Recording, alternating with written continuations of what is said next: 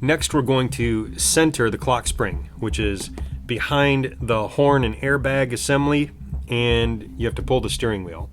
A note about why I'm doing this. So as a part of removing or lowering the K-frame and taking off the rack and pinion, you have to disconnect the steering column from the arm that attaches to the rack and pinion. And what that does is it lets the steering wheel spin freely, as much as you want in either direction.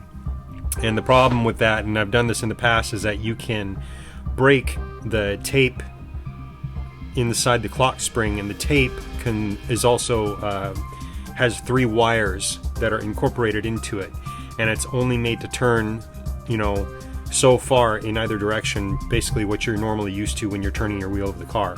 And if you turn much beyond that, you stretch that tape beyond its limit and it can break. And what I've seen is that you cannot get the clock spring anymore brand new, at least the last time I checked, and if you can, they're quite expensive. The only one I was able to find back when I broke it in the past was a clock spring for a PT Cruiser.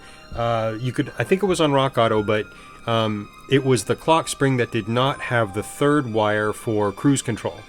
And all the PT Cruisers I've owned have cruise control, and I want cruise control, so I needed a clock spring that had that 3rd wire.